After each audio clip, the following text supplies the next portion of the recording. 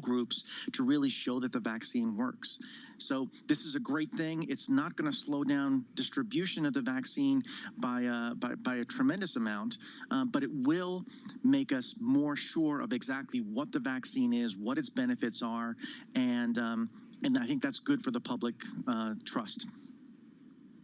Andrew, thanks so much. Andrew Pekos there of Johns Hopkins. And be sure to check out VRUS Go on Bloomberg for the latest information. You can also tune in every day for exclusive conversations with Johns Hopkins experts for an inside look at battling COVID-19. Now, coming up on Balance of Power, the former Michigan governor, Rick Snyder, that is after a pretty interesting news cycle on Michigan. That's at 12:30 p.m. in New York. That's 5:30 p.m. in London. And this is Bloomberg.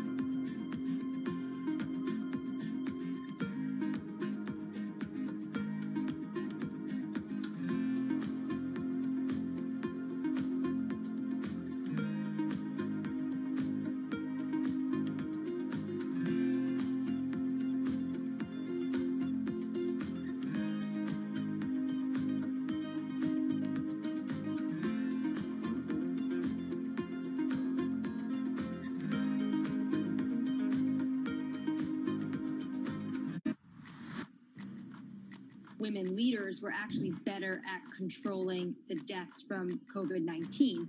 Do you think out of this pandemic, we'll see more countries be willing to elect female leaders? When we look at women leaders, we tend to project on them baggage that they shouldn't bear. Women are given an opportunity when no one else wants to do the job. Women had a very clear objective.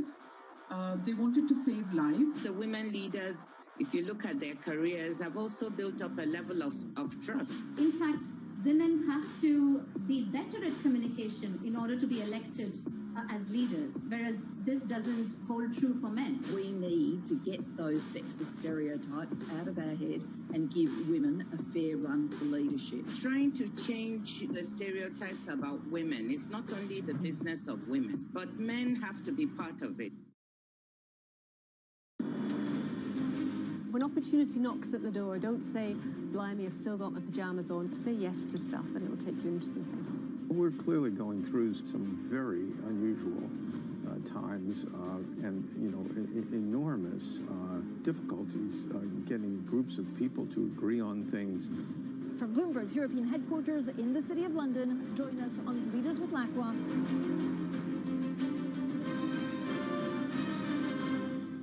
Give you a sense of the real-time action. The 10-year yield tumbling now 11 basis points, so continuing in this knee-jerk risk-off feel.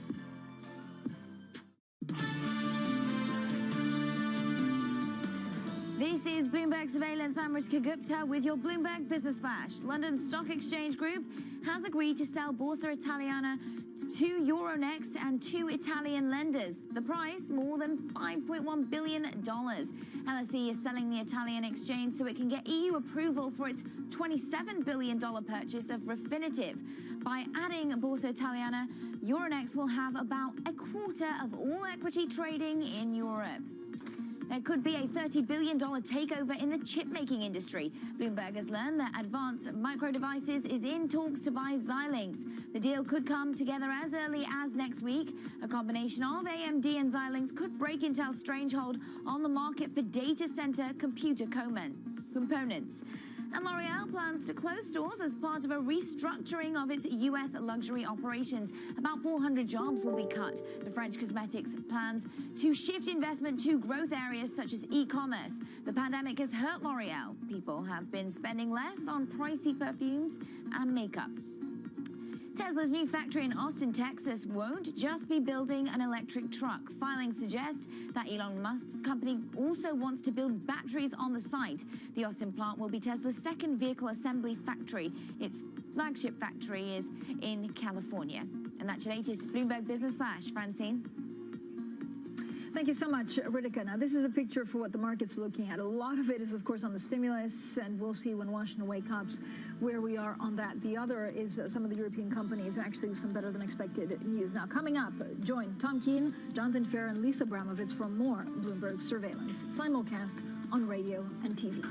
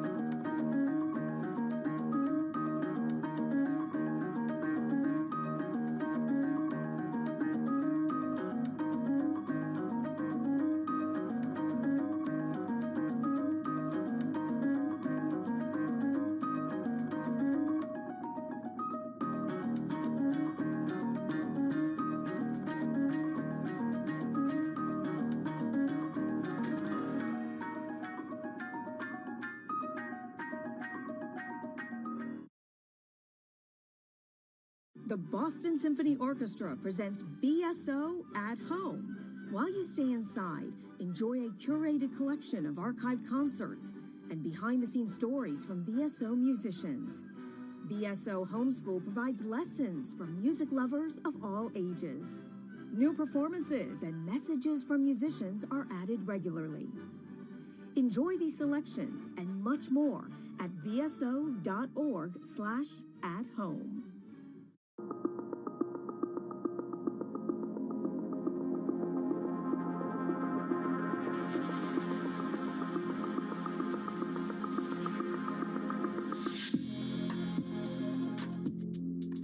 The second half will be a lot stronger than the first half in China. We're heading to what we call the golden season of auto sales. We are very confident, we're going to have another big growth 2021 versus 2020. We did not see people kind of holding back. Chinese customers are into, right now, buying individual mobility.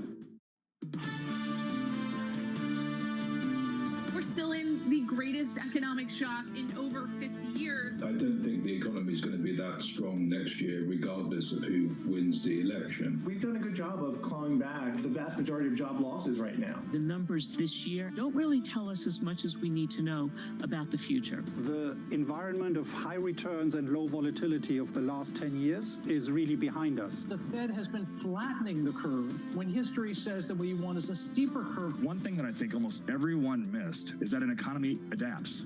This is Bloomberg Surveillance with Tom Keene, Jonathan Ferro, and Lisa Abramovitz.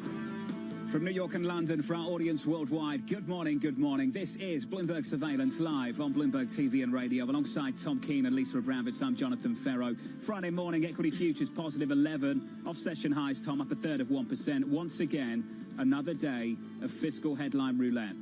There's no question about it. We're going to see that's advanced forward today. I think Lisa's going to talk about that in a moment. But, John, the last moment that I saw as we wait for Washington to awake this morning was the president nudging away from the Republican reticence more towards the place of Speaker Pelosi. I have no idea what that means. You know, John, we're literally, after what you and I and Lisa went through yesterday, we're literally monitoring when does the president wake up and when does he re-advance his campaign by tweeting and then to any other actions through the day?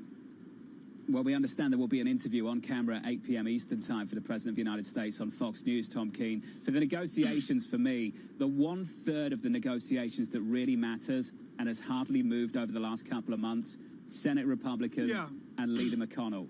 Where are they in this? We've heard from Mnuchin, from the president. We've heard from Speaker Pelosi. McConnell's on the sidelines. He's the guy that finalizes that deal, Tom. He's on the sidelines, but this is really important, John, and it goes to what Axios just said moments ago about the Republicans really fighting for their lives, having to do with Attorney General Barr and all that. These Republican senators, whether they're running for election or whether they're not, are completely focused on the next 25 days.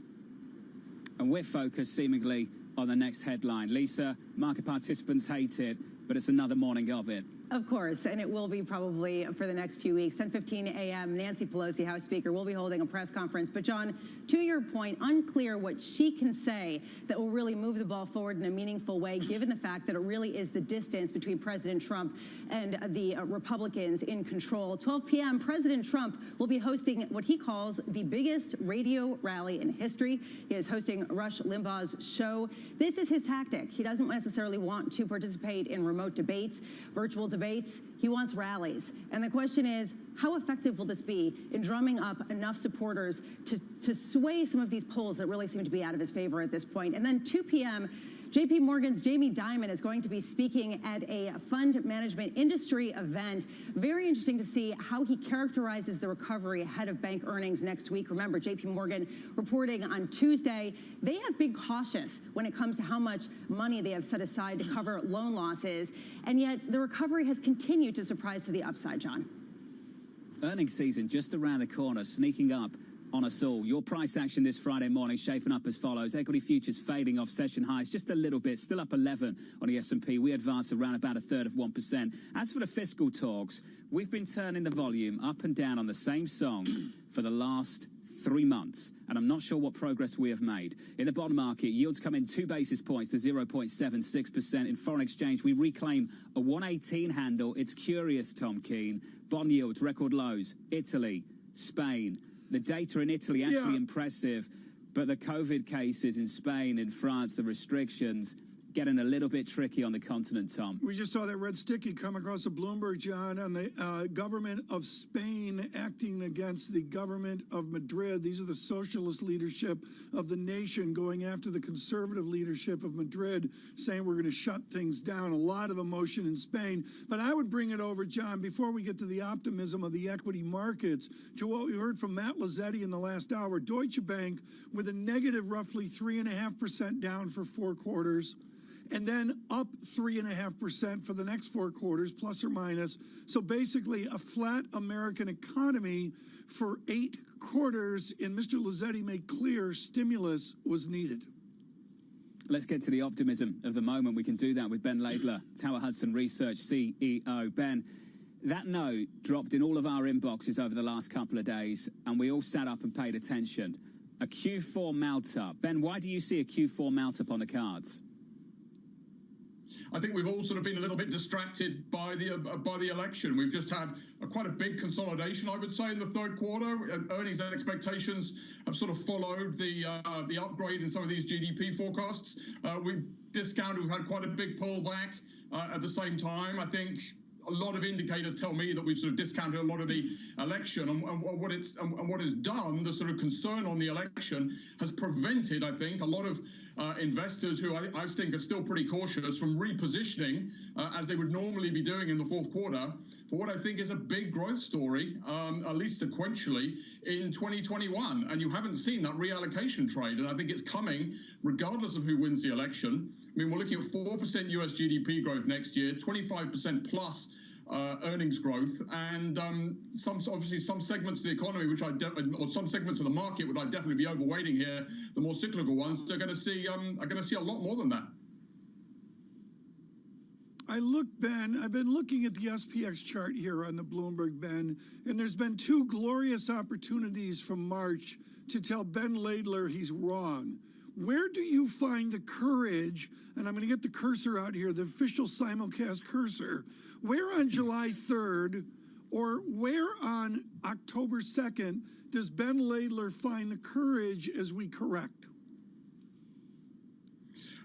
Listen, corrections are, I mean, you never sort of rally remorselessly here. I mean, the incremental data point, though, is going to continue to be positive. I mean, we all were guilty of just cutting estimates sort of too far, getting too bearish. I think that's what happened in sort of March, April, May. I mean, now we're in the middle of just an earnings and a GDP upgrade cycle, which admittedly is going to need probably a bit more fiscal stimulus, and I'm sure we'll sort of talk about that. But, you know, the incremental data point is positive. I mean, back in April, we were looking at a 12-month forward earnings outlook of -5 to 10%. Now we're looking at positive 15 to 20, and I think we're going to get more fiscal stimulus. I think we're going to get a vaccine. And as I say, there are some segments of the market here which have dramatically higher, have dramatic operating leverage to all of that, which I think are going to lead this recovery, and they really haven't done so far. John, I don't believe him. I'm still looking for an entry point. I don't care what Ben Laidler says. He's been so right. John, did you like on a Friday how I used the surveillance cursor there, the simulcast cursor, to nail down those pullbacks? Nice. Well done, Tom. Thank you. Lisa, help me. Help me. Anytime.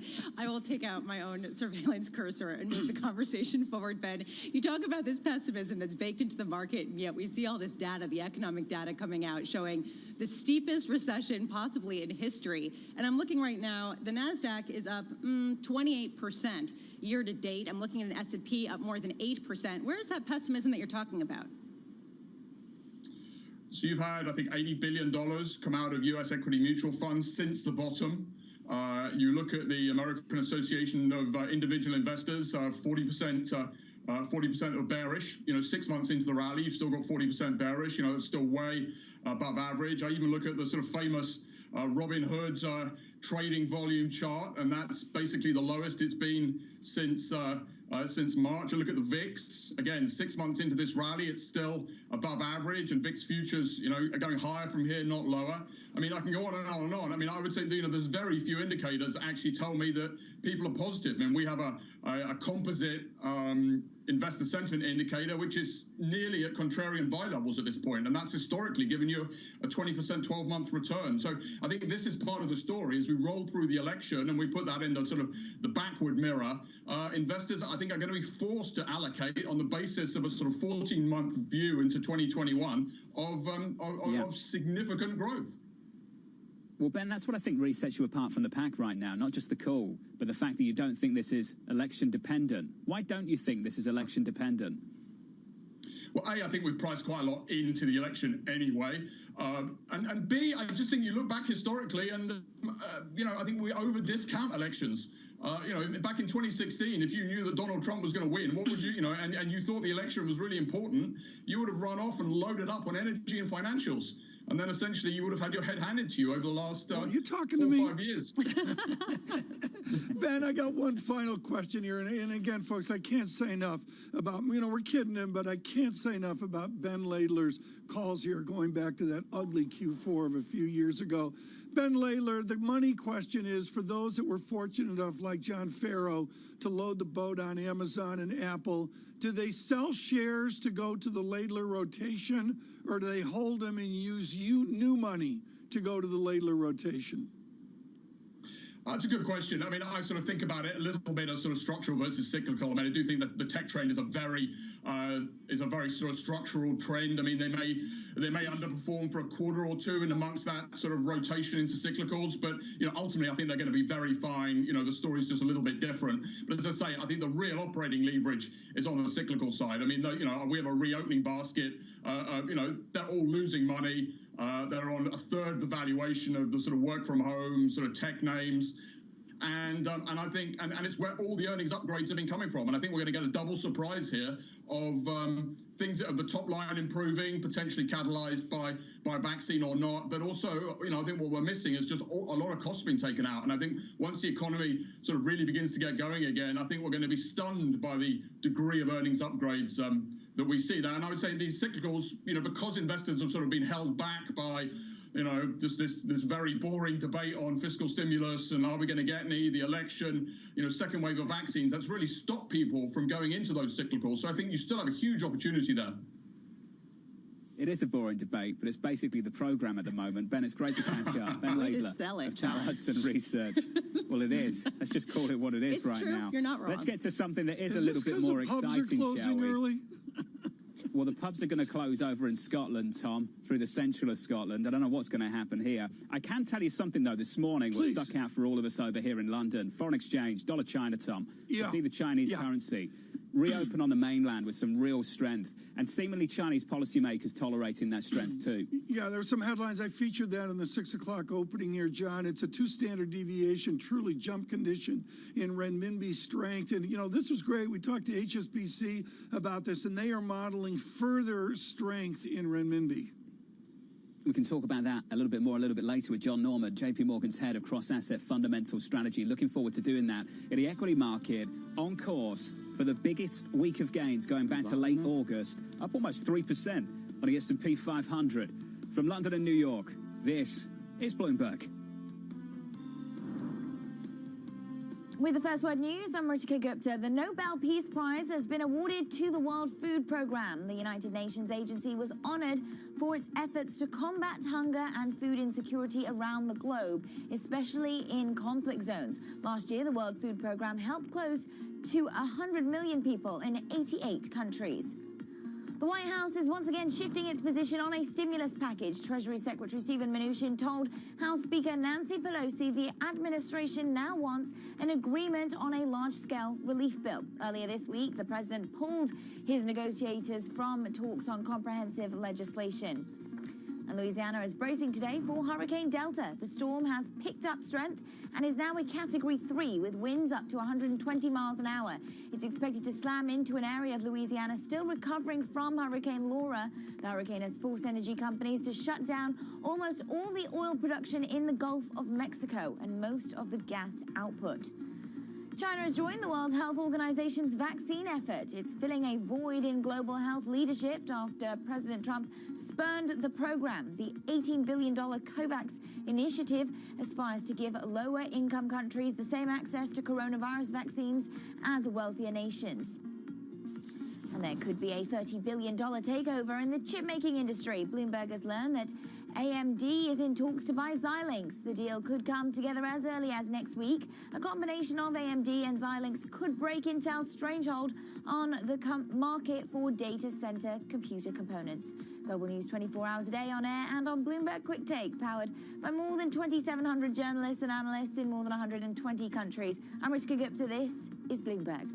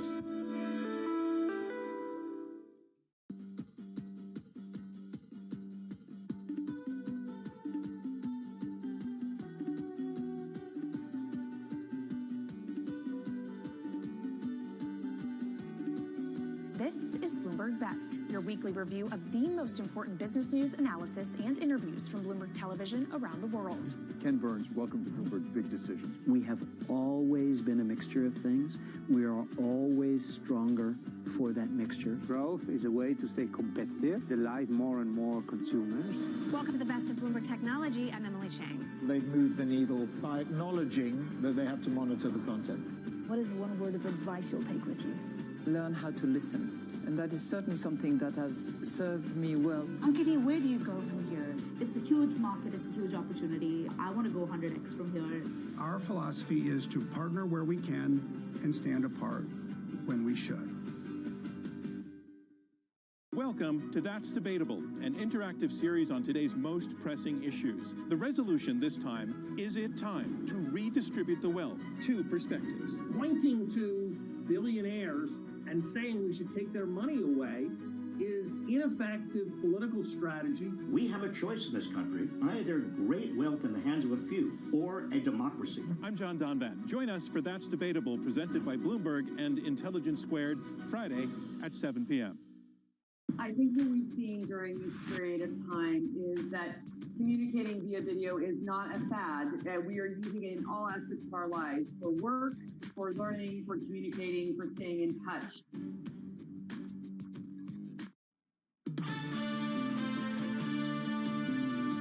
If any of you have been around me since May the 1st, I've said, wear your mask, practice social distancing. It's the only way we know of to prevent the spread until we get a vaccine. And we've practiced that in the Senate. Now, you've heard about other places that have had a different view, and they are, paying the price. What does he mean by those other places? We'll get to that in a moment. From London and New York this morning, good morning. Alongside Tom Keene and Lisa Abramovich, I'm Jonathan Ferro. 2 hours and 12 minutes out from the opening bell. Equity futures ticking a little bit higher on the S&P, fading from session highs this Friday morning. Up on a week, though, nicely by almost 3%. Futures up 14. We advanced 0.4%. Euro dollar, just about holding on to a 118 handle. Yeah. Up a third of 1% despite the concerns on the continent. And in the bond market, Tom, yields at a single basis point, call it 2 to 0.77% on a 10-year. Let's get back to Leader McConnell. These lines stood out for me in the last 24 hours, Tom. I haven't actually been to the White House since August 6th because my impression was their approach on how to handle this was different from mine and what I insisted that we do in the Senate. Just a little bit of daylight there between Leader McConnell, Tom, and this administration. I wonder if you're going to see more daylight here, John, among beleaguered senators fighting for their lives, some of them in election, even the ones not up for re-election. You really wonder what the tone's going to be as we see from the Senate Majority Leader there. John, I would note the real yield at a negative 0.94 is now enjoying a negative 0.97. So that's a more deeper, more negative real yield. And John, I know you're going to expand on this on the real yield today from London. You're going to do that. Thank you very much for the plug. Well, I appreciate that with Matt Hornback of Morgan Stanley. You're going to do that.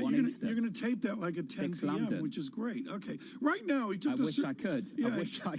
He took the surveillance Gulf Stream back from Salt Lake City, but we are thrilled that Kevin Cirilli was catered out of Stein Erickson's lodge at Park City. Of course, the Elk Burger, Kevin, we thought would be perfect for you. You're going to descend back on the strangest Washington I can remember.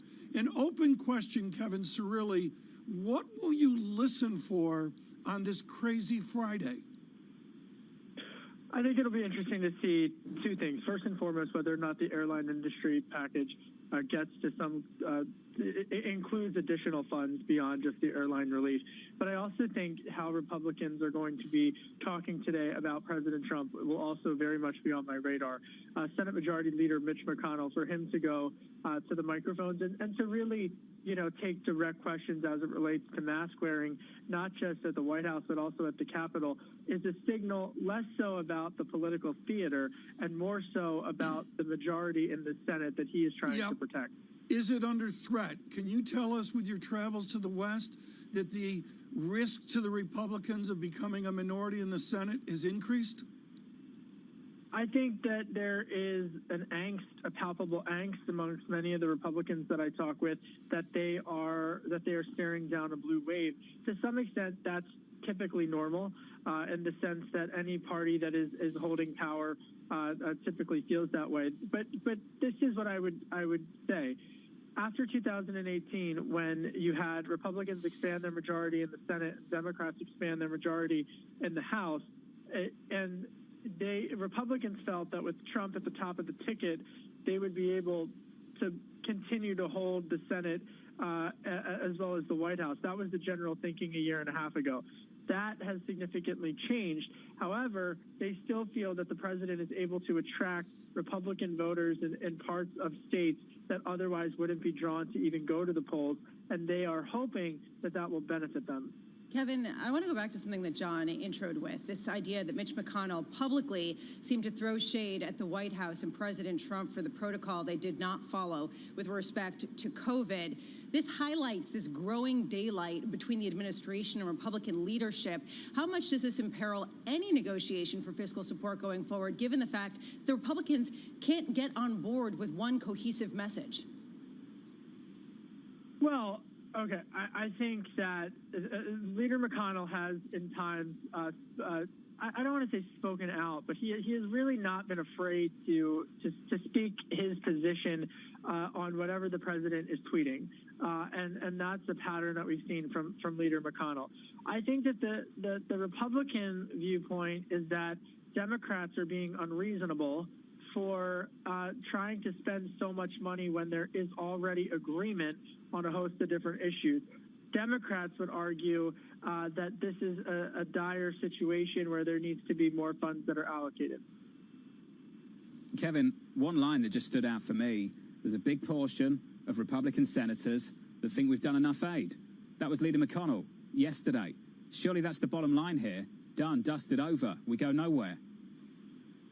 Exactly, and I think, and so I think when you have a stare down between Speaker Pelosi and Leader McConnell, these are two incredibly skilled and gifted politicians, and they're not, neither is blinking. And I think that what's interesting about the airlines is that it allows for President Trump to say he didn't cave to Speaker Pelosi, and it allows for Speaker Pelosi to say that she didn't cave to President Trump. Kevin Cirilli, on this Friday, 25 days to the election, it's not what you do, it's what you don't do. Who is most advantaged by not doing stimulus?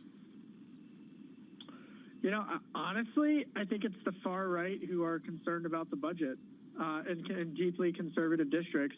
I think that, you know, someone in a deep red rural district can say that where COVID hasn't had the health impact that it's had on some of the other cities. I think their constituents would be more concerned about government spending. So I think from their viewpoint, from their perspective, that would be a win. Kevin had a late night, couldn't make it to the bureau. Great to get you on the phone, though, Kevin. That's not Fantastic true. to catch up. That's not true. I'm going to defend Kevin. True. I've got your back, Kevin.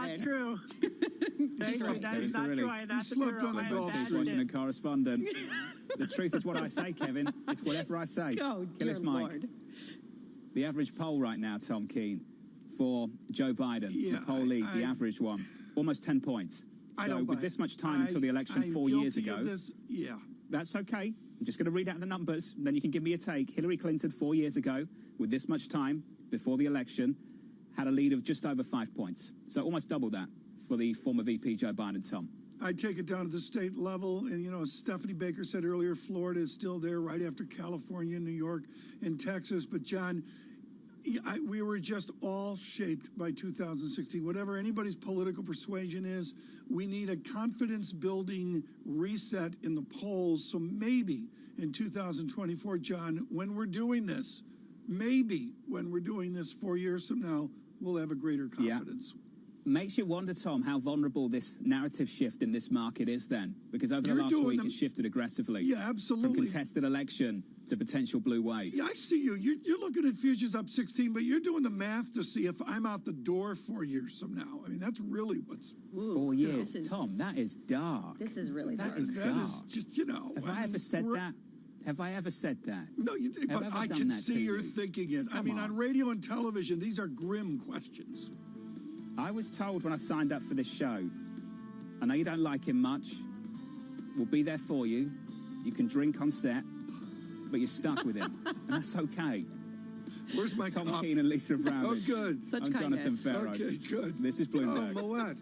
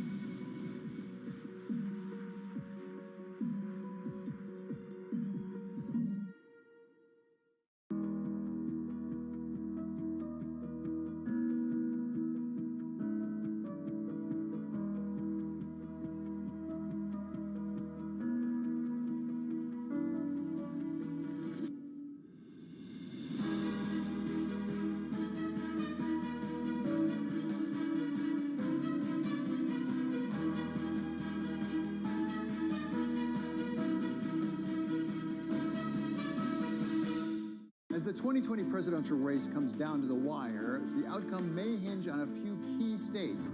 I'm David Weston. Join me for a swing state special focusing on Arizona, North Carolina, and Ohio this weekend on Bloomberg Television.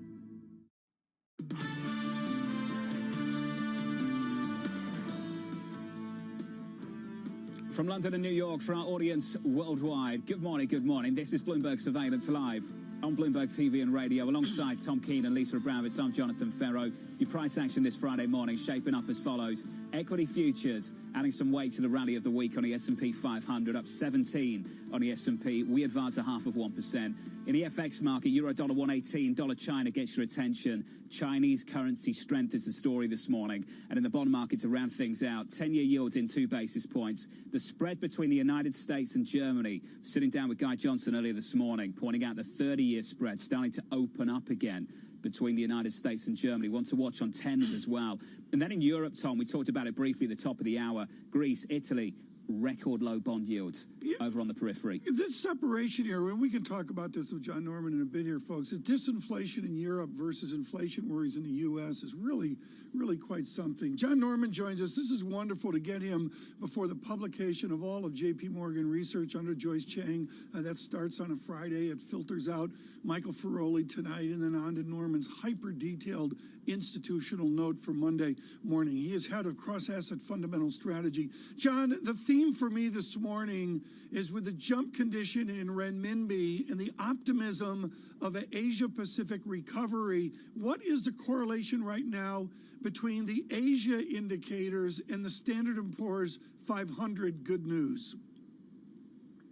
Well, I think there's a reasonable correlation because both of these are moving on the prospect of a Biden victory and I think a sweep. Biden, to me, is both positive for the S&P and for Asian assets to the extent that you have calmer geopolitics. And of course, if this is a Biden victory with the sweep, you're going to have much more domestic stimulus too. So the price action across markets this morning is very suggestive to me of the sweep. The only thing that kind of stands out is the fact that bond yields aren't really moving that much. And that's got to kind of condition how bullish you are on some of the value rotation trades that people are also focused on right now. The expectation game is a movable feast. How far out are the markets pricing? Are they pricing out to next Wednesday? Are they pricing out to November 3rd? Or are they pricing out, say, into Q2 of next year? I think they're pricing out into the mid part of next year, if not beyond. The simplest way to think about what's going on in markets is they're moving from a fixation on a growth slowdown, which was really what started to grip in August and September, to the idea that the cycle is going to get rebooted through fiscal stimulus under a Democratic sweep. And if it is a reboot, we're talking about an expansion that's going to go on for quite a while. And we're talking about a focus on data stumbles shifting towards data strength. And I think if we follow the normal cyclical path, that strength will extend well into next year if we get more fiscal stimulus. So the market's looking quite far ahead in terms of what the stimulus does to the cycle's prospects. Well, let's talk about how far ahead this market's getting itself at the moment, John. This new narrative is pretty young. A couple of weeks ago, if I had a series of guests on this program, they would turn around to us all three of us, and say contested election is the risk. Now we've flipped and we're talking about a blue wave. How vulnerable is that narrative, John? Well, to me, the vulnerability is not really around the contested election because I feel like the polls are shifting so far in favor of Biden that any claims of fraud are going to be dismissed fairly quickly if the margins are very wide in favor of Biden in a lot of states. To me, where you have the vulnerability in terms of a narrative shift is the possibility that maybe the Senate doesn't flip. And so if Biden is the president, but there's no change in control in Congress, then we're going to still be dealing with the same impasse around fiscal policy that we have now. And all this optimism around the sweep and stimulus and a reboot of the cycle is going to collapse. So I think you really have to watch this space closely in terms of what happens with the Senate. To me, if it's a divided government, whether it's under Biden or under Trump, you do have the risk of a decent slowdown in the U.S. economy and an unwinding of the optimism that's been lifting markets over the past couple of weeks. So, John, you've talked about the vulnerability of the narrative. Let's talk about the market areas that might be vulnerable. These are the longs, the calls that you've got on right now. Curve steepener, inflation break-evens, gold, materials, healthcare equities, China equities, bond FX. Out of those calls, John, if you get that divided government, where are you uncomfortable? Well, the only ones I'm comfortable with is owning Asia, whether that's on the equity or the currency side, because I do have a high conviction view that Biden will end up winning, and that to me is supportive of these geopolitically driven trades like owning Asia. All the other trades you mentioned, the value rotation, the movement up in bond yields, the steepening, the movement higher in the S&P, this to me is quite conditional on the sweep, because that to me is the only political outcome that gives you some guarantee of meaningful fiscal stimulus. So I'd still be comfortable with the Asia recommendations as long as Biden is the president. I wouldn't be comfortable with the other stuff unless we get the sweep. So, John, I'm looking at a number of job cut announcements day after day. Yesterday, AT&T's Warner Media announced thousands of layoffs. Today, L'Oreal is going to be closing some stores and laying off 400 workers. At what point does this matter to your overall bullish thesis?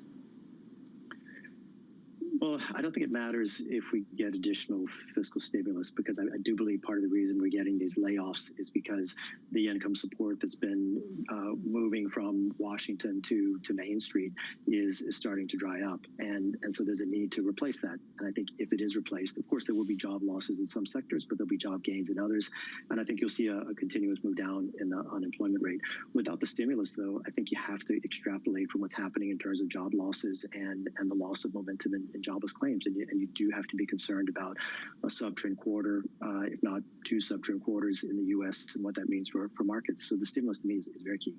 Meanwhile, John, as you talk about your high conviction trades, you said your highest conviction was that Joe Biden would win the presidency in the United States. When you look at market positioning, how high is the conviction just in the positioning right now that that will be the outcome? I think the positioning is actually suggestive of a broader election outcome that changes control of the Senate too. To me, that's the only way you can justify the strength in all risky markets, as well as the slight firming you've had in yields and the interest in curve steepeners. That to me is a set of trades, a set of market moves, which would only be validated by the sweep. So I think investors are definitely leaning towards that. And, obviously the risk is that they could be disappointed. Well, John, one of the trades you think could be insulated, regardless if we get a divided government or not, is the long China trade right now. Dollar China making a move overnight on return from holiday. I just wonder, John, your thoughts on the tolerance of the Chinese policymaker, how extended that trade can get. Historically, they don't tend to let the currency appreciate more than sort of high single digits in any given year. So this is always going to be kind of a lower beta FX trade relative to what you might achieve in equities if you're bullish on the cycle, or relative to what you might achieve in the equities if you're bullish on China specifically. But I do think there's a bit of room to go on this. China has a surplus, and there's a structural flow into bonds and stocks related to index inclusion. And my guess is there have been some clients who have been less interested in investing in Asia over the past few months, thinking that Trump could get reelected. So my guess is that if you do have Biden as the president, regardless of the congressional outcome, you will see some position covering and some move back into China, which is independent of what's going on in the business cycle. John, one of the great debates here, we talked to the wonderful Matthew Lazzetti over at Deutsche Bank here recently, and I think it's something that we've heard from Bruce Kasman and your team as well. We're in a present milieu, which is an economic flatness, slowdown, and then there's a belief, as you mentioned, of economic recovery into next year. Should our listeners and viewers just discard the present and the past and just be laser focused on what's out there in 2021? Is that basically the emotional exercise? Well, there's always an emotional component to investing, because investing is done by people, and people just can't help but be emotional. But it is important to remember what, to me, is the big lesson of the post-GFC experience, is that there are structural constraints on growth after a major financial or economic crisis. There's a need for fiscal policy to remain expansive for a long time. The policy mistake after the GFC was to let fiscal policy tighten for about 3 years in the U.S. after the GFC. That was part of the reason why you had such anemic growth in the U.S. after that crisis. So I think it is worth remembering that if fiscal policy inadvertently tightens, which is what we're going to see on current legislation, we will repeat the anemia of the post-GFC years. If fiscal policy is loosened under a different setup in Washington, we can avoid that fate. Right. Within the glide path of the 10-year yield, John Norman, where is the important statistic of the 10-year yield? Don't tell me it's a 1.00, but where is the point where 10-year yield begins to signal issues to you? To me, if 10-year rates were probably close to 1.5%, then I think... That high? Wow. Yes, I think we would have to question whether or not this is potentially doing some damage to the recovery. Of course, if the context for getting to 1.5% is significant fiscal stimulus, much more on the spending side, less on the tax side, it's less worrisome. But I think the market should be very comfortable with a 10-year rate up to 1%, maybe even 1.25. After that, I think it's still too fragile a recovery to think that that level of rates is helpful. But remember, the Fed has a very flexible asset purchase program in place. I think they probably have some internal sense of what a helpful level of yields is versus an unhelpful level of yields. So I do have some confidence that the asset purchase program would be adjusted to make sure that rates don't stay at an unhelpful level for very long. So I think this problem is manageable. John Norman, great to catch up, sir. As always, send our best to the team. John Norman there of JP Morgan, looking at the 10-year yield this morning, 77 basis points, Tom, some distance away from 150. Well, on a percentage change, it's a huge move. But, John, imagine what a 150 U.S. 10-year yield does to your Austrian 98-year piece. I mean, you're going to be down like 30% on price. I thought you bought that. I thought you loaded up on Austrian duration. Afterthought said even that's too long. No way. Well, I just have to say this. A fair point on the Fed, Tom, on QE. and the rotation and what we could see on the asset purchase program. Cleveland Fed President Loretta Mester earlier this week mentioning, Tom, that maybe they could start buying at the long end. And I think that's what John Norman's talking about here, Tom. He's making the point that if you do start to see that move through 125, 150, the Fed's got the flexibility there to come back in. Lisa, it's a whole new world after all. Yeah, although even the Fed officials conceded that at this point, buying more bonds, what are they going to do? What more is that going to do with respect to the recovery? That said, right now I'm looking at the earnings yield in the S&P 500. It's about the least versus the 10-year that it's been in months. So there's a question of how much the whole trade into riskier assets gets challenged by that higher yield. I'm sorry, it's Friday. I can't find an entry point. I'm just triple leveraged all cash. It's too That's confusing. Groundhog Day every day, every single day. Monday. To Lisa's point, though, Dallas Fed President Tuesday. Robert Kaplan speaking overnight with Kathleen Hayes on Bloomberg making that point. What does more QE do? Coming up on the program on China, Leland Miller, China-based book CEO, will be joining us in just a moment from London and New York this morning. Good morning to you all. Heard on Bloomberg Radio, seen on Bloomberg TV with equity futures plus 16. We advance 0.5%. This is Bloomberg Surveillance. With the first word news, I'm Ritika Gupta. Looks like the on-again, off-again talks for a large-scale stimulus bill are back on again. Treasury Secretary Steven Mnuchin told House Speaker Nancy Pelosi that President Trump now wants a comprehensive relief package. Earlier this week, the president ended talks and said they wouldn't resume until after the election. President Trump will go on Fox News tonight and get a medical evaluation. The doctor will be Mark Siegel, a Fox contributor. He has previously speculated without evidence that Joe Biden is using drugs before debates. Siegel also has said that House Speaker Nancy Pelosi should stop pontificating about the president's health. Attorney General William Barr reportedly has told Republicans a review of the Russia investigation won't be released until after the election. That's according to the political website Axios. The probe focuses on allegations about the Obama administration looking for links between Donald Trump and Russia. Republicans were hoping for a political bombshell. And Michigan's governor blamed President Trump for fostering hate groups hours after the FBI charged 6 people with trying to kidnap her. Governor Gretchen Whitmer says the president has given comfort to those who spread fear and hatred. The White House says he condemns all forms of hate. Suspects allegedly staked out Whitmer's vacation home and planned to set off bombs while they kidnapped her. And the Justice Department has sued Yale University, claiming it illegally discriminates against white and Asian American applicants. The lawsuit claims the school favors Black and Hispanic students in undergraduate admissions. The Trump administration had previously threatened Yale to stop considering an applicant's race or national origin. Yale responded that it would not abandon its race-conscious process. Global news 24 hours a day on air and on Bloomberg Quick Take. Powered by more than 2,700 journalists and analysts, I'm Ritika Gupta. This is Bloomberg.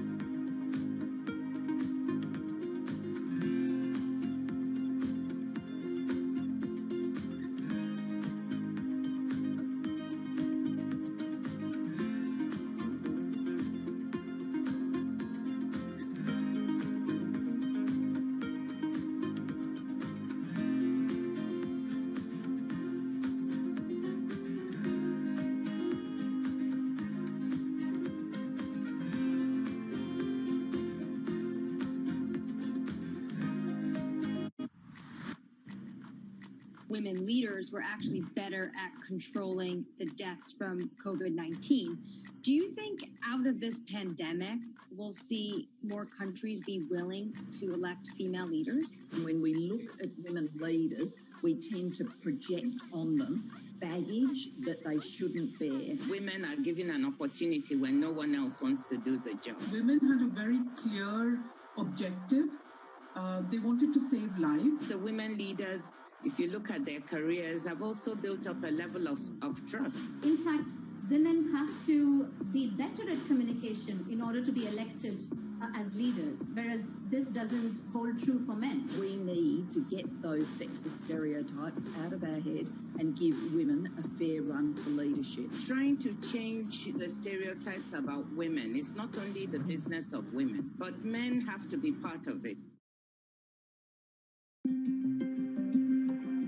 Some things you see coming, some things you don't. The trick is to be ready for anything. John from Infrastructure Support is working every day to keep essential market data flowing seamlessly. We keep on, so you can keep on.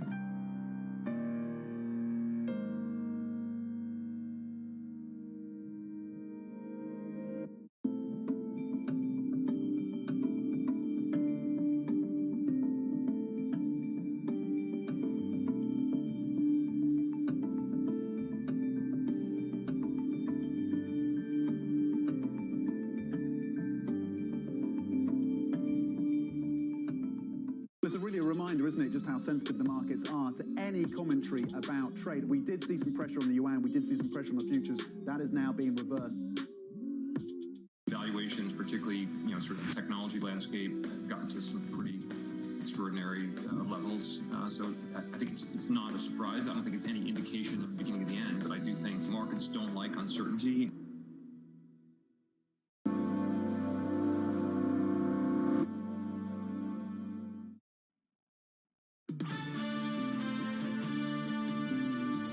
I think the Fed can do more, and I'm sure we will look at all our options, but those aren't substitutes for fiscal policy. The message loud and clear from the Dallas Fed President Robert Kaplan there on the need for more fiscal stimulus. From London and New York this morning, good morning. Alongside Tom Keene and Lisa Abramowitz, I'm Jonathan Ferro, getting you prepared for the market action this Friday morning. Shaping up as follows on equity futures, adding some weight to the S&P 500, plus 16 on the S&P. We advance 0.5% in the bond market. John Norman, line to the sand for JP Morgan, 150. Every crisis we add more debt, and every recovery, our tolerance for higher yields seems to diminish. 0.77 is your yield on a 10-year right now. In foreign exchange, there's euro dollar at 118, a firmer euro this morning, but a standout, Tom Keene, dollar China 670. That's got to be the currency pair of the morning. There's no question about it. We speak to John Norman, his expertise in allocating and correlating, I should say, between all these different asset classes.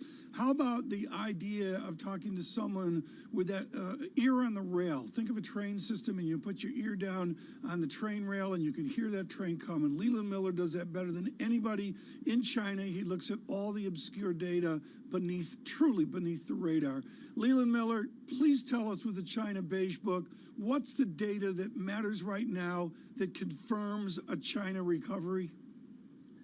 Well, we have a China recovery, but we have got several China recoveries, and I think that's what people aren't getting right now. You have the China recovery, sort of the strong, surging rally that the Beijing likes to talk about, but that's happening only in large firms in the biggest cities, Beijing, Shanghai on the coast.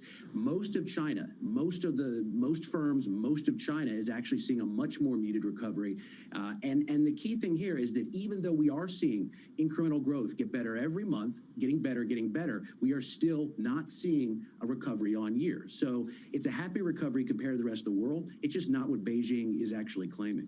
All right, so there was a story today on the Bloomberg about the Golden Week holiday and how local vacationing in China has risen to about 80% of where it was last year, still down 20%, but that's dramatically above the rest of the world. Can we view this as a dramatic positive that basically this edifies this idea of foreign investors putting their money into China, or is this propaganda hiding the pain that you're talking about in other areas of the region? Well, I think the numbers are propaganda, but I think the images you're seeing in terms of travel are real. I mean, there is a real recovery going on in China right now. It's better than what you're seeing around the rest of the world because their solution to COVID was so dramatic and so quick. So what you're seeing is not propaganda. You're seeing a recovery. It's just that they can't help themselves. They can't just say, look, we're doing real well, but we're not back to where we want to be. They have to say we are back to our old levels of growth, The street's talking about 5% growth for the third quarter. It's absolute nonsense. Leland, the aggregate numbers are decent relative to what people expected 9 months ago. As you point out, though, and please build on this, what many people are looking at in the developed world, Europe, the United States, is a K-shaped recovery. What you've just described just moments ago was something similar playing out in China. Can you shine a light on that and just describe the differences between what we experience in America and what you see in China beneath the top line? Yeah, well, the difference is that they got their stuff under control real quick, and we didn't.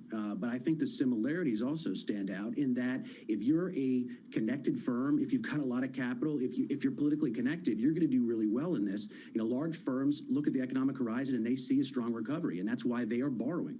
But if you're most of the country, and you're most firms, all SMEs, and you're all over the country outside of the major cities, you're borrowing less, you're spending less, you're earning less, and you're really hesitant about what's happening there. And when you look at our credit data, it becomes very, very clear, because outside of large firms, nobody is borrowing more. And pent-up demand across the board, state versus private, every firm size, every kind of firm except large firms, is pent-up demand is falling pretty fast. So you've got a lot of firms questioning what's on the horizon, even though you've got these numbers that are looking pretty good. So, Leland, you said that this isn't the recovery that the Chinese Communist Party is planning. Can you walk us through what they are planning and where you think they need to adjust policy?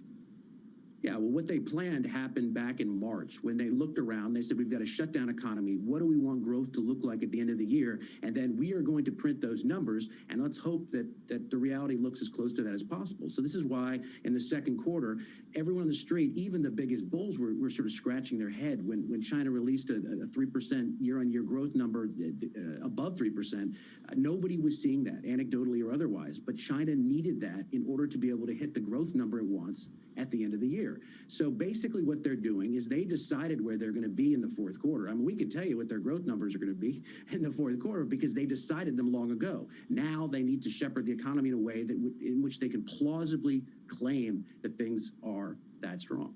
Meanwhile, we do have the question of the currency, and John raised a question earlier, which was an important one, which is how much will the Chinese leadership manage its currency as it strengthens versus the dollar? And that's really a question as the export-import imbalance deepens in favor of China. Do you see them trying to come in here with some sort of currency intervention if we get a much greater strengthening in the yuan? Yeah, if it gets too strong. I mean, look, the currency is constantly being intervened on within a certain level. But what the Chinese government would like is relative stability first, and then relative strength against the dollar.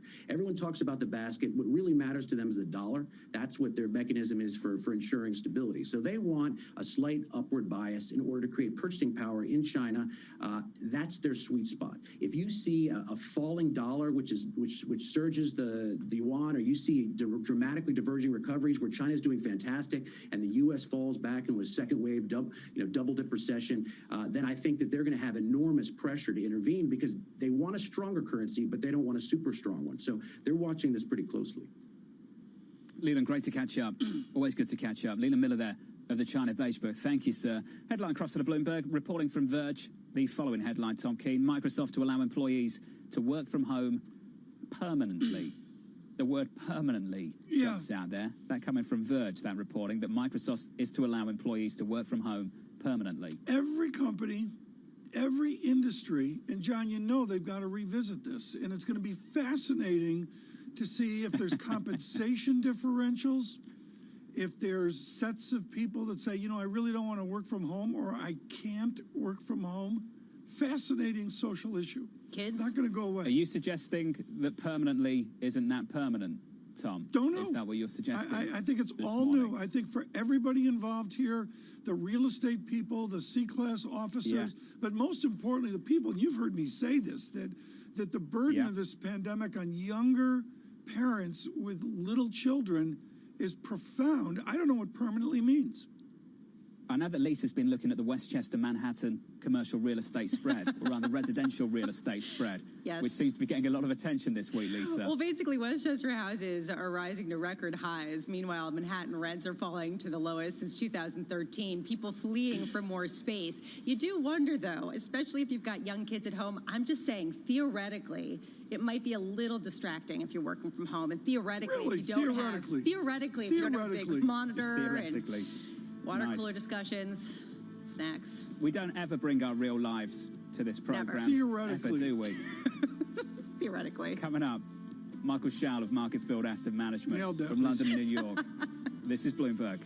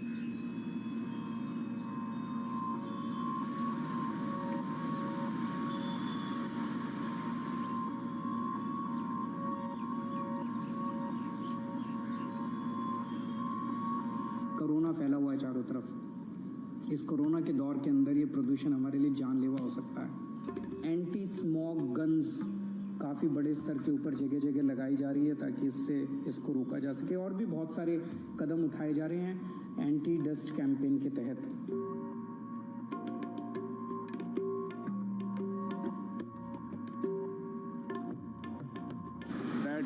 Time will never come back. That was indeed a heaven view. There was less pollution. But now festive season is coming closer day by day. And again there will be same pollution, same problem.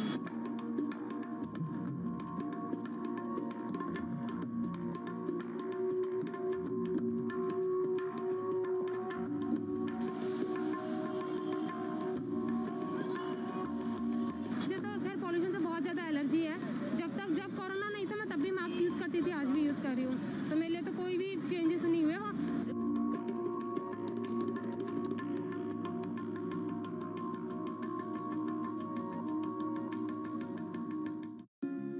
When everything around us, including the way we work and live, has been interrupted, uninterrupted service is peace of mind. Customer support is responding to a 500% increase in daily call volume, no matter what. We keep on, so you can keep on.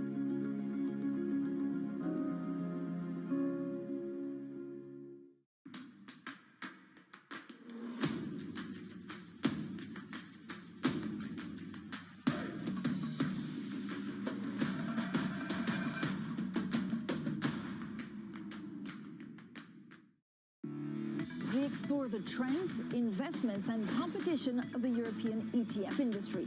Join us on Bloomberg ETF IQ Europe.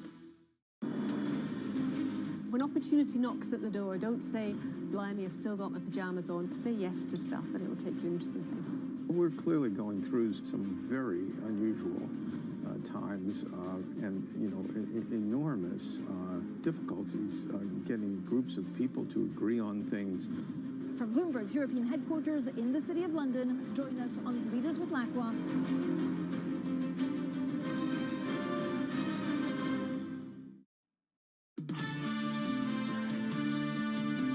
We're still in the greatest economic shock in over 50 years. I don't think the economy is going to be that back strong next year, regardless of who wins the election. We've done a good job of clawing back the vast majority of job losses right now. The numbers this year don't really tell us as much as we need to know about the future. The environment of high returns and low volatility of the last 10 years is really behind us. The Fed has been flattening the curve when history says that what you want is a steeper curve. One thing that I think almost everyone missed is that an economy adapts.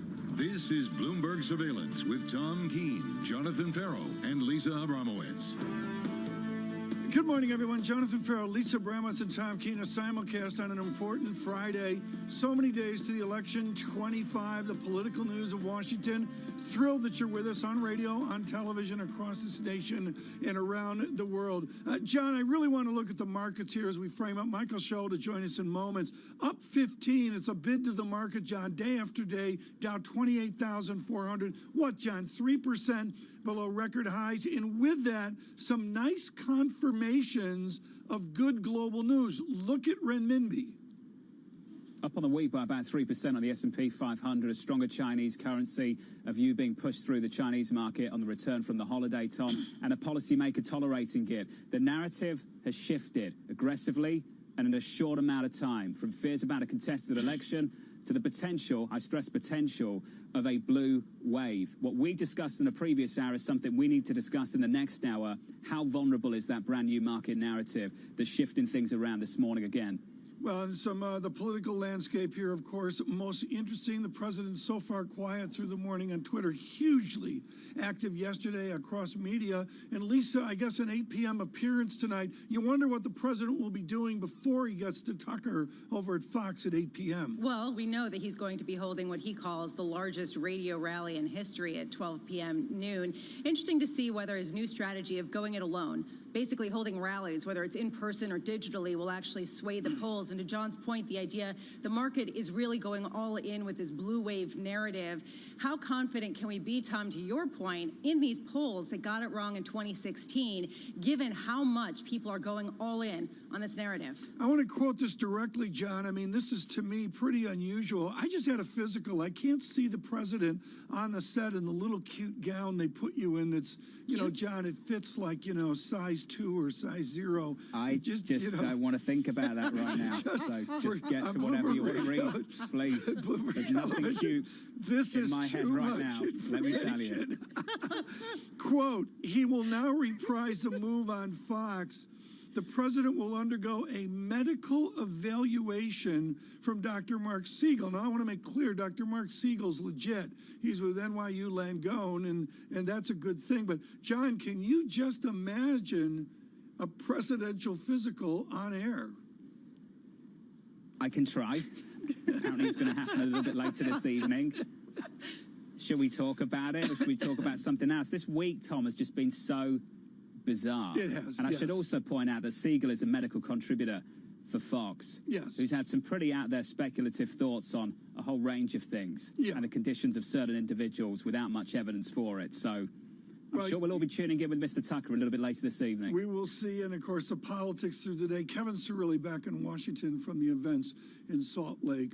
Right now, to refirm and recalibrate the markets is Michael Scholl, working with Michael Aronston at Market Field Asset Management. We're thrilled that Dr. Scholl could join us this morning. Michael, you are expert in accounting. Does accounting matter right now in investment analysis?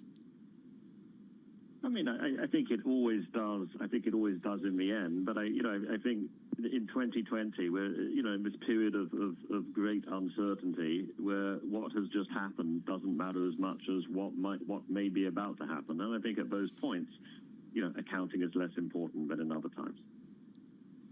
How durable do you think this new shift is, Michael, in this market? It just feels like this narrative has flipped, and I know the polls have moved as well. But this narrative is still really, really young. How durable do you think some of these moves are in this market? Well, I still think, the market got ahead of itself in August, when the election was not that big a deal.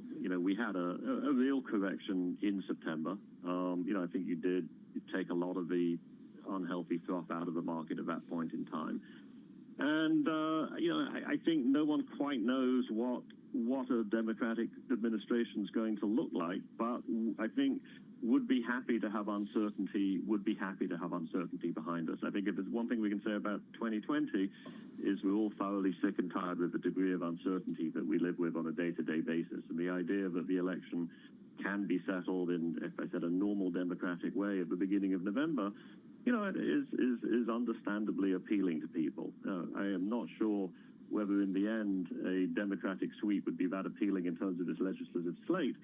But I think those difficulties would be something the market would start to digest, in 2021 rather than this year. In the meantime, Michael, you are going to get a surveillance exclusive.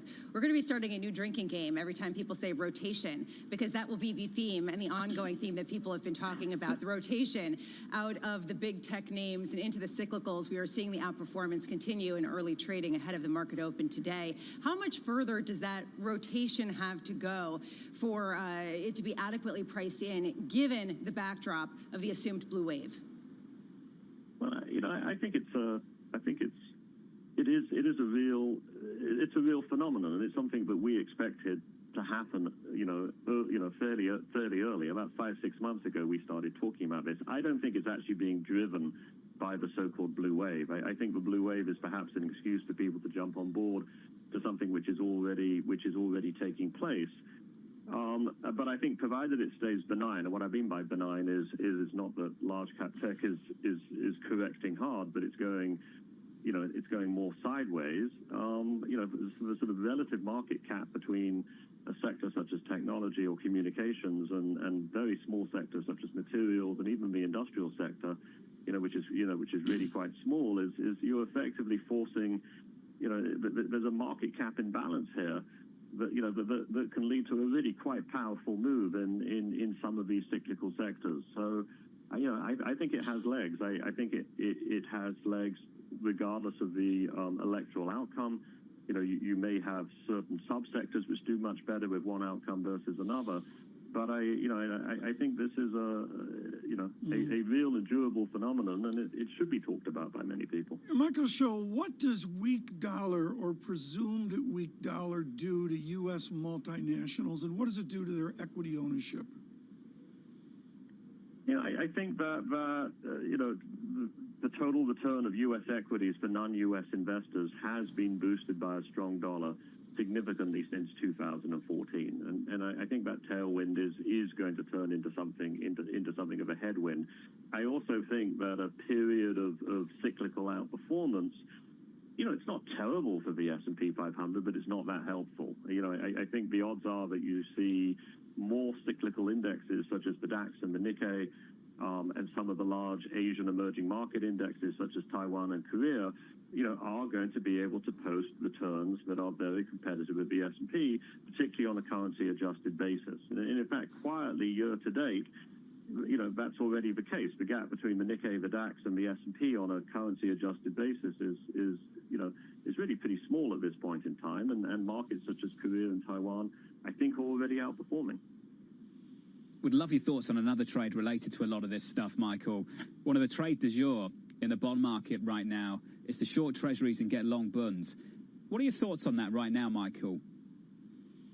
As I say, you probably have a currency headwind. I do think that if we do have a breakout in global yields, it looks to me as if it'll be U.S. yields U.S. yields that lead the way. But I think generally, if U.S. yields start to break out, some of those European yields will start to go with it. So I think in general, I think it's a good time to be cutting long duration positions in sovereign debt. I mean, I think that trade looks very long in the tooth, and if there's any kind of a durable recovery ahead of us, there's plenty of room for yields to rise globally.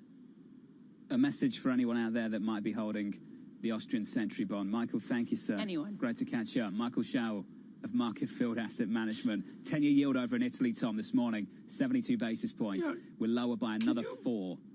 John, can you explain simply why? I think to so much of our audience, the Greek yield is a complete mystery. What's the why of price up and yield stunningly down? Two huge components. So the new asset purchase program of the ECB this year, incredibly flexible, allowed it to buy Greek debt as well. So peripheral yields have been crushed. The whole fixed income universe has compressed. I think the more important element of this, though, is the redenomination risk that diminished a couple of months ago. Just taking a few steps towards further fiscal integration in the Eurozone, enough to reduce redenomination risk. But I have to emphasize there's a difference between repricing redenomination risk on the continent, peripheral yields lower, and repricing the recovery in Europe. And I think the recovery, the latter point, that's what's really being tested right now with the new COVID response from Spain, from France as well. And to your good question to Michael Schul on this differential between Germany and the United States, I mean, the differential on inflation vector, I don't think I've ever seen where the U.S. is, gently upward, higher inflation. And I'm sorry, there's just a rollover of disinflation in Europe. Well, that's the point, Tom, and that plays into the trade. That's why a lot of people are getting comfortable with short treasuries, long bonds. 10-year over in Germany right now, negative 54 basis points. Just think about that.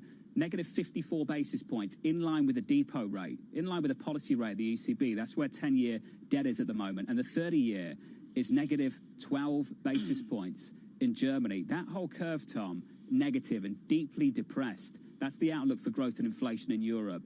What you see over in Italy is something else. It's something different. It's redenomination risk and a lot of QE, just bringing yields in. What you see in Germany is a market that's not got a great outlook for growth and reflation compared to, say, the United States. And I think, once again, Tom, that's why people are getting comfortable with that trade in the last few weeks. The Treasury yields can climb higher. The Bund yields can remain anchored. I just wonder how stretched that spread can actually get, Tom, given where the global economy is at the moment. What do I do if I own Italian bonds? I've got a massive capital gain, don't I? You've got a lovely capital gain. Do you want to hold on to it? Do you want to go to cash? I'm asking. Just recycle it back into that triple leverage cash fund? Francine and I are doing a remote from Gucci Garden in Florence. That's how we're working it out. Sounds lovely. I heard that early this morning. Serious conversations right here on Bloomberg Surveillance. They are. More still to come. With Michael Zezas of Morgan Stanley. This is Bloomberg. With the First Word News, I'm Rishika Gupta. The Nobel Peace Prize has been awarded to the World Food Programme. The United Nations agency was honored for its efforts to combat hunger and food insecurity around the globe, especially in conflict zones. Last year, the World Food Programme helped close to 100 million people in 88 countries. The White House is once again shifting its position on a stimulus package. Treasury Secretary Steven Mnuchin told House Speaker Nancy Pelosi the administration now wants an agreement on a large-scale relief bill. Earlier this week, the president had pulled his negotiators from talks on comprehensive legislation. And President Trump will go on Fox News tonight and get a medical evaluation. The doctor will be Mark Siegel, a Fox contributor. He has previously speculated with evidence that Joe Biden is using drugs before debates. Siegel has also said that House Speaker Nancy Pelosi should stop pontificating about the president's health. Louisiana is bracing today for Hurricane Delta. The storm has picked up strength and is now a Category 3, with winds up to 120 miles an hour. It's expected to slam into an area of Louisiana still recovering from Hurricane Laura. The hurricane has forced energy companies to shut down almost all the oil production in the Gulf of Mexico and most of the gas output. Global news 24 hours a day on air and on Bloomberg Quick Take, powered by more than 2,700 journalists and analysts in more than 120 countries. I'm Rishika Gupta. This is Bloomberg.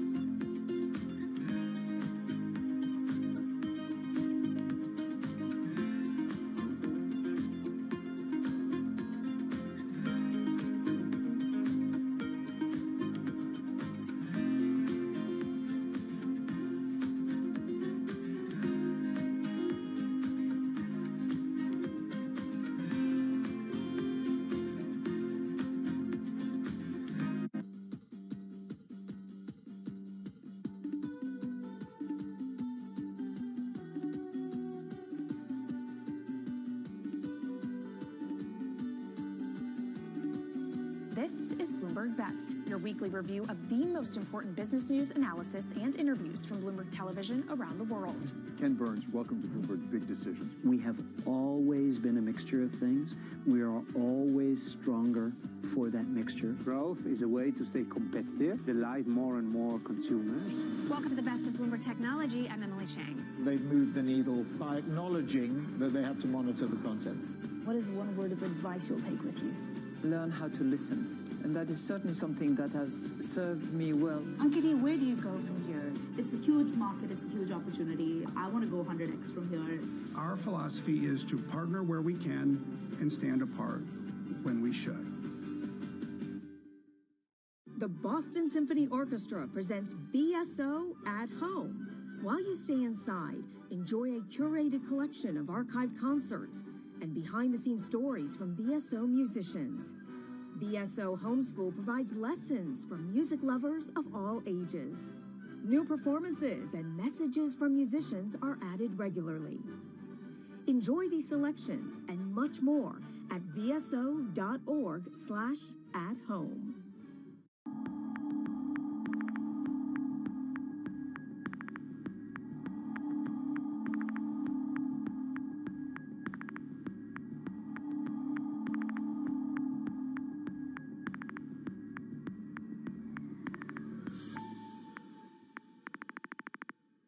Mercedes-Benz is on a path towards CO2 neutral mobility. So we have flicked the switch there, and really we're going to step by step electrify everything.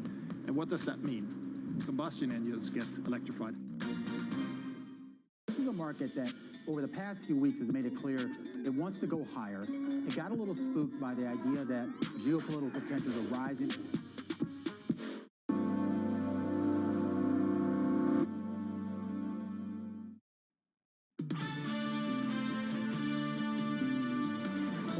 The airline workers. There is legislation that we had in the CARES Act, which we hope that we could continue for another 6 months or so. That expired the end of September.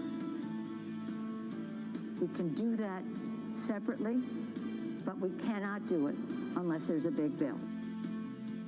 The negotiation continues. The House Speaker, Nancy Pelosi there, weighing on the latest negotiations and negotiating seemingly live on air on Bloomberg TV and radio. Live on Bloomberg TV and radio, this is Bloomberg Surveillance alongside Tom Keene and Lisa Abramowitz. I'm Jonathan Ferro, getting you prepared for the market open, 1 hour, 12 minutes away.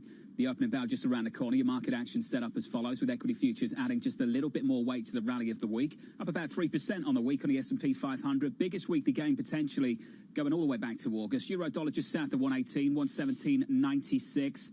Dollar China gets your attention overnight. China tolerating a stronger currency.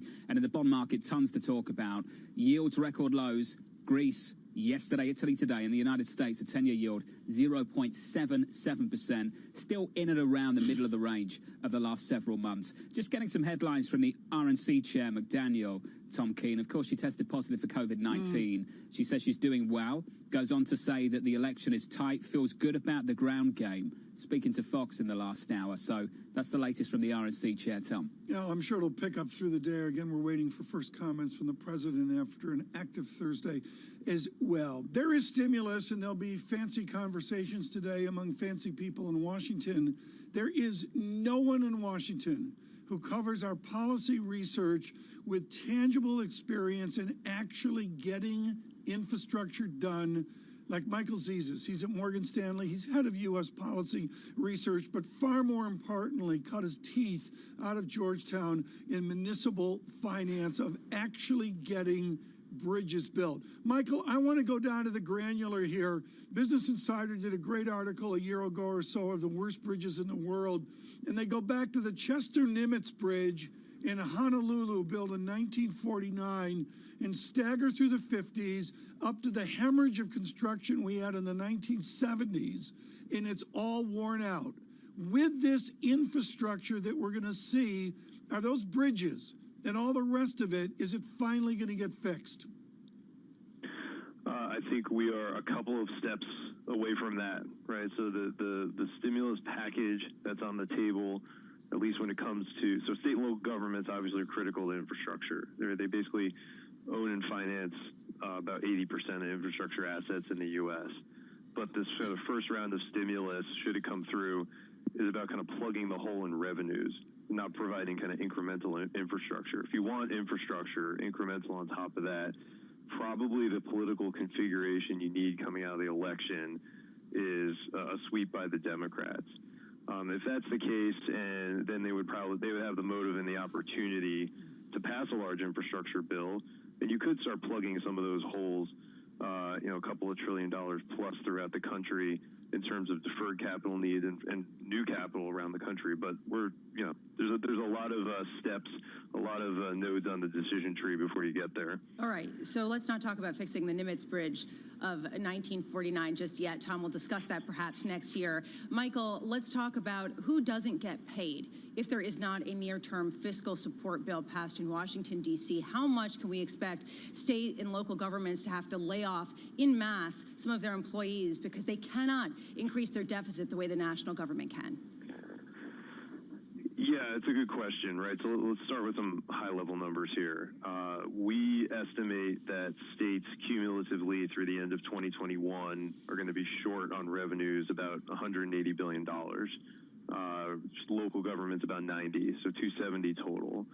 How do you close those gaps? You've got austerity options, so taxing or cutting spending. You've got borrowing options, including obviously the open market, but also the MLF at the Fed, which basically is going to cover for all of that. So it's a bit of a choice here, and I expect different states will make different choices. Austerity will probably be part of the picture, and layoffs will probably be part of the picture. And I think borrowing will be too. It's not a great combination, but it's a middle road. When all this plays out, I suspect that states are probably waiting to see if the stimulus negotiation in D.C. is successful. Maybe they'll even hold on a couple more months to see if the election gets you a configuration that makes it successful. But after that, austerity has to kick in at some point. Michael, you didn't mention default risk. Where does the D word fit into any of this? I don't think it's particularly meaningful. I think this is a conversation that was perhaps legitimate to have in March and April in the teeth of all of this. But the Fed opening up the MLF, which has capacity for about $250 billion of borrowing for states, means that if states effectively wanted to term out their entire revenue shortfall, they could. Even they couldn't do it in the open market. The Fed is right there on the backstop. So the revenue shortfall sort of creating a jump to default story, I don't think is particularly meaningful here. The Fed basically is offering the option to states to push this out, spread it out over a few years if needed.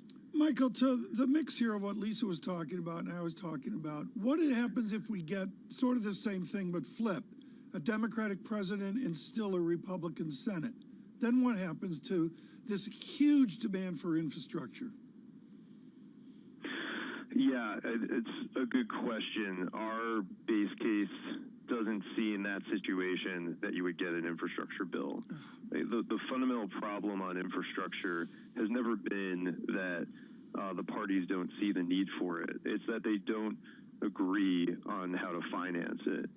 And the Republican proposals always get twisted up around how do you increase spending without increasing the deficit or increasing taxes, two things that you basically can't get a majority of Republican representatives in D.C. to do.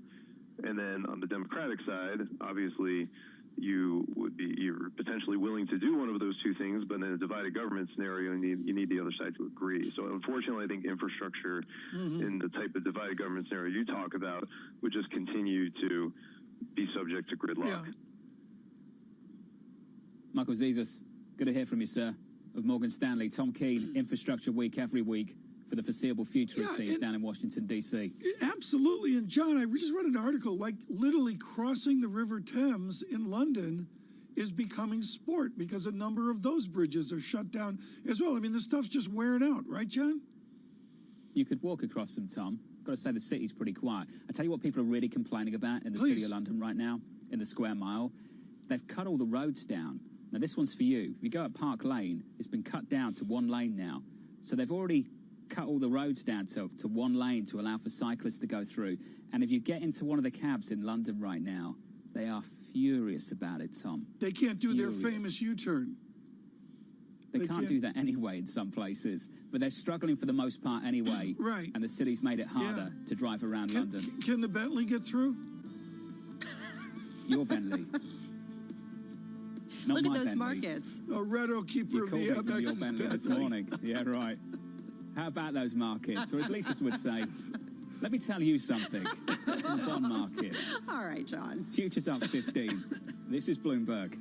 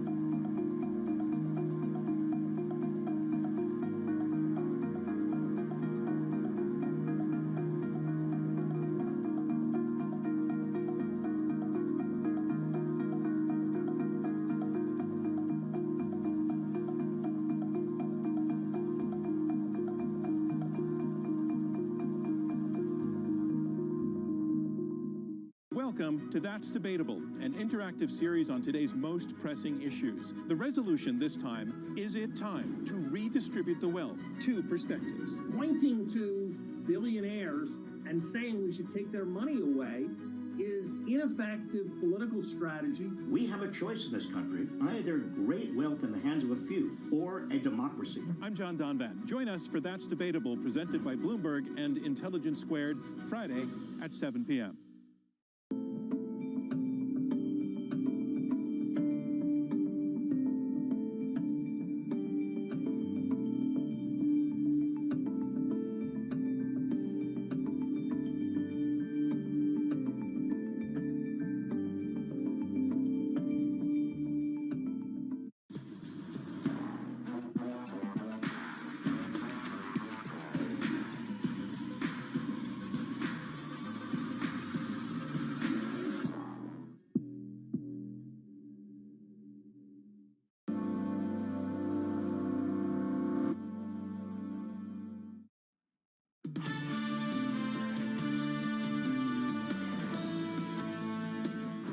From London and New York, this is Bloomberg Surveillance for our audience worldwide, live on Bloomberg TV and radio, 8:30 Eastern, alongside Tom Keene and Lisa Abramowitz. I'm Jonathan Ferro. Price action shaping up as follows. Futures rallying, stocks up all week.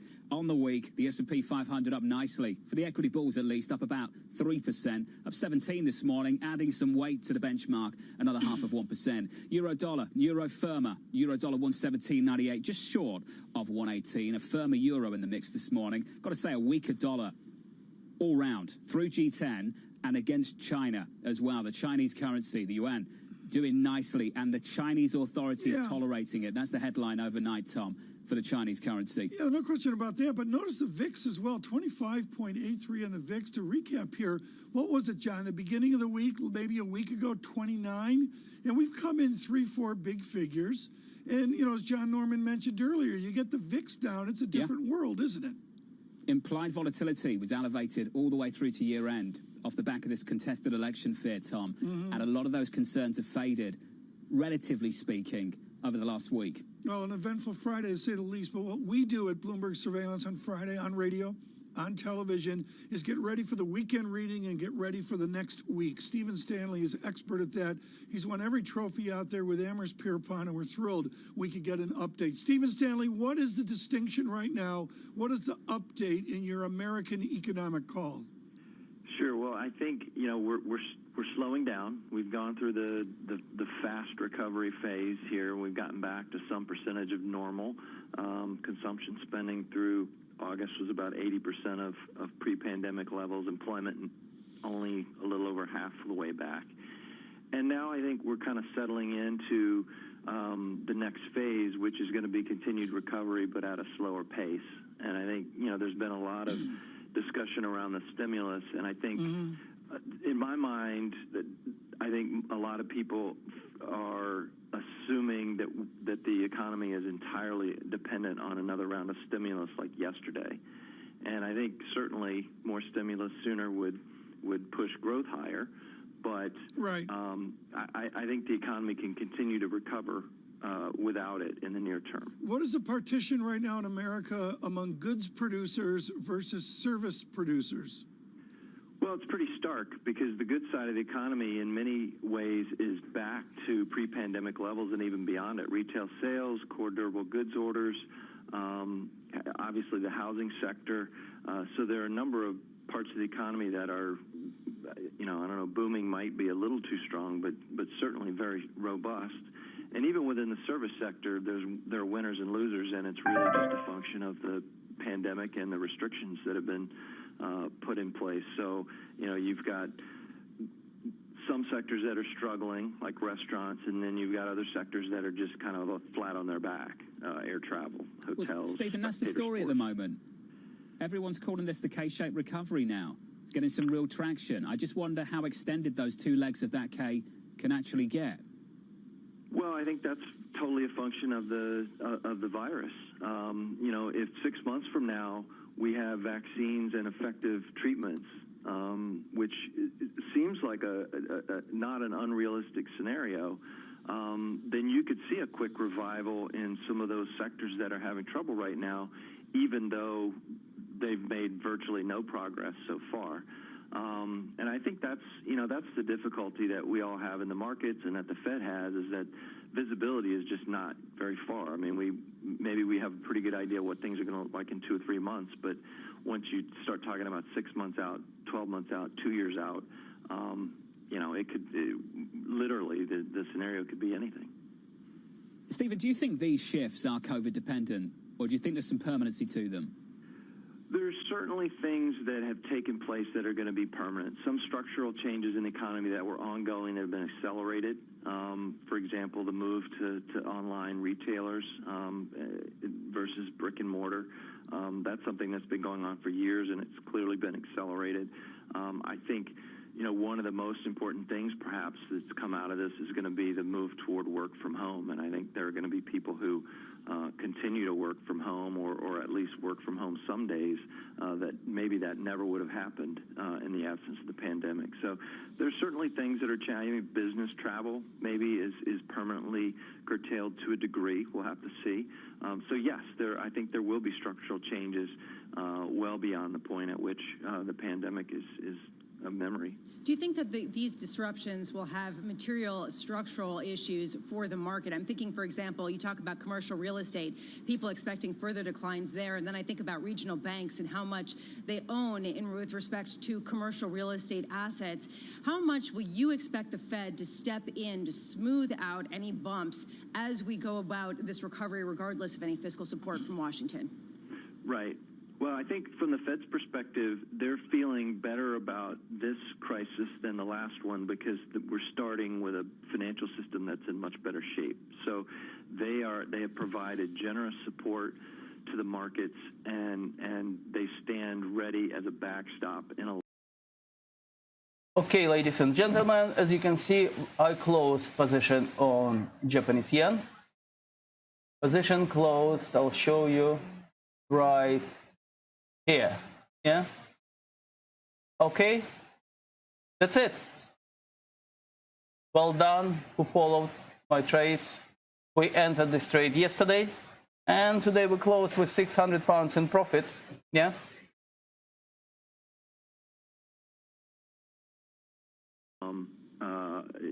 A structural issue, a systemic issue for the financial system. And they've made this clear. And yesterday in the meeting minutes from the previous FOMC meeting, they talked about how they could potentially use additional QE asset purchases to support the economy. Are they supporting the economy at this point? How much more can suppressing 10-year yields by another 10 basis points do to actually get more people at work?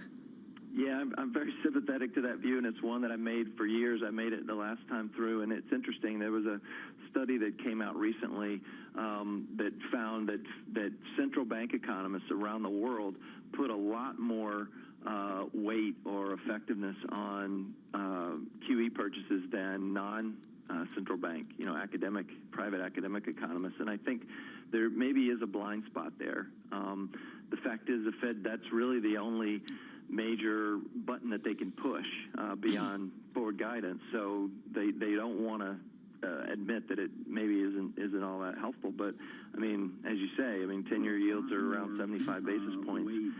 I don't know that there's much marginal benefit to taking them down another 10 or 15 or 20 basis points from here. If you're just joining us on Bloomberg Radio, Bloomberg Television, Stephen Stanley with us with Amherst Pierpont. Stephen, politics is about jobs. Maybe even jobs is about politics. What's the true unemployment rate in America this 25 days to the election? Yeah, I think we've got an 8% unemployment rate. Then you've got about another 2% decline in labor force participation from before the pandemic. And some of those folks won't be able to come back until things straighten out, until schools are fully open, for example, and some of these businesses are able to get back to normal. And then you've got people who are only able to work part-time. So probably somewhere in the low double digits, but it's certainly down very sharply, from what an all-in unemployment rate would have been at the peak of the lockdowns, when you're probably talking about something above 20%. Stephen Stanley, great to catch up, sir. Stephen Stanley there of Amherst Pierpont. Some headlines I want to get to just very quickly. This coming from London's Mayor Sadiq Khan, talking to LBC. That's a radio station here in London. The new London lockdown restrictions would be inevitable. This coming from Sadiq Khan. Of course, it's the Prime Minister that will ultimately make this decision. It will come from government. Sadiq Khan has actually been calling on the government to do more to tighten things up in the city. So that's the headline coming from the Mayor, Tom. We've seen what's happening in Scotland as they've tightened things up through central Scotland, including Glasgow and Edinburgh, shutting down the pubs for the next several weeks. Right. Story that we might see actually copied through much of England as well. And I think the lesson through the United Kingdom, Tom, is a lot of these decisions are being made more locally in Scotland, in England as well. What we saw play out in Madrid with the Spanish government and that standoff between local policymakers and the government is something that we're trying to reconcile this morning too. Well, what is the pathway, John, from hugely increasing cases, the identification of the virus, to the idea of you're going to be at home, to you're in a hospital, and then, of course, the tragic deaths that follow? Are the deaths, or the be at home, and the hospital entries increasing as the cases come up? So to make this really simple, some of the cases in some of the countries are as high as they were several months ago. Quite clearly, though, Tom, hospital capacity has not been breached in the same way. Though if you talk to these policymakers, if you listen to them, they are alarmed about the acceleration and the trajectory we're on. So what you're likely to see is more restrictions before you see a full-scale lockdown like we saw earlier in the spring. But that's the story gripping Europe, and different countries, different experiences. Quite clearly at the moment, France and Spain are struggling. And you actually see that captured in the economic data. The economic story is there for all to see. I don't know if you saw the industrial productions come out of Italy. That data this morning, huge upside surprise for the month of August. And you can see it very plain and simple through Europe. If you're struggling with COVID-19 still, your economic data isn't pretty. See it in the PMIs, see it in the production numbers. If you're doing okay, doing better, relatively speaking, then the data's better too. And that analog, John, in America, certainly the increased cases in the Midwest up towards the Dakotas and even over to Wisconsin. I'm not going to say, John, it's in the battleground states, but certainly it's on the cusp of that where, you know, the increasing cases are front and center. You've just got to believe, have some faith that therapeutics have improved, that we can deal with this a whole lot better. That's why I don't think comparing the case count now to the case count before is that instructive. I agree. And I think policymakers have got to get their hands around that too, Tom.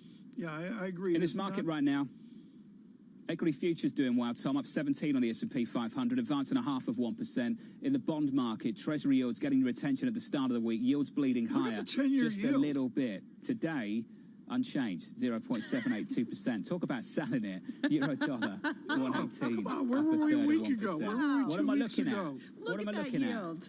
What am I looking at? The 10-year yield, 0.7820 to 4 digits. I know, it's a story Monday, Tuesday, Tom. Sorry, I wasn't here. Look at that yield. You were. Someone was in a bow tie, talking like you. I didn't tell you that. When I had my physical this week, actually, I kept my bow tie on. With the gown. Oh. The image. The image You're is going to do gold. your physical live on TV? Floor management just walked off the floor. Yes. Yeah, I don't blame them. I'd be gone too. Coming up, Colin Whitmer, PwC deals leader on Bloomberg. With the First Word News, I'm Rishka Gupta. Looks like the on-again, off-again talks for a large-scale stimulus bill are back on again. Treasury Secretary Steven Mnuchin told House Speaker Nancy Pelosi that President Trump now wants a comprehensive relief package. Earlier this week, the president had ended talks and said they wouldn't resume until after the election. And President Trump says he feels really good and hopes to hold a campaign rally in Florida on Saturday. The White House doctor has given him the go-ahead for public engagement starting this weekend. It was a week ago today that the president was hospitalized with the coronavirus. And President Trump will go on Fox News tonight and get a medical evaluation. The doctor will be Mark Siegel, a Fox contributor. He has previously speculated without evidence that Joe Biden is using drugs before debates. Siegel has also said that House Speaker Nancy Pelosi should stop pontificating about the president's health. Now, Michigan's governor blamed President Trump for fostering hate groups hours after the FBI charged 6 people with trying to kidnap her. Governor Gretchen Whitmer says the president has given comfort to those who spread fear and hatred. The White House says he condemns all forms of hate. Suspects allegedly stalked out Whitmer's vacation home and planned to set off bombs while they kidnapped her. The Justice Department has sued Yale University, claiming it illegally discriminates against white and Asian American applicants. The lawsuit claims the school favors Black and Hispanic students in undergraduate admissions. Global News 24 hours a day on air and on Bloomberg Quick Take, powered by more than 2,700 journalists and analysts in more than 120 countries. I'm Rishka Gupta. This is Bloomberg.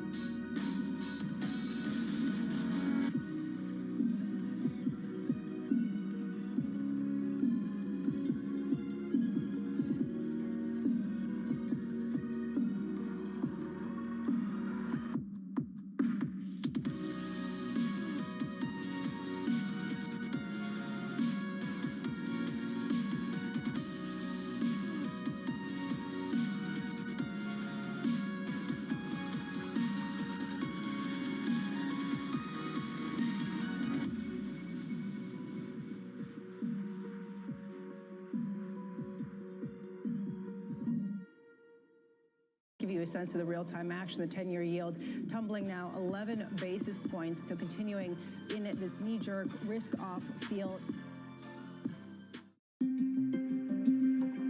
Some things you see coming, some things you don't. The trick is to be ready for anything. John from Infrastructure Support is working every day to keep essential market data flowing seamlessly. We keep on, so you can keep on.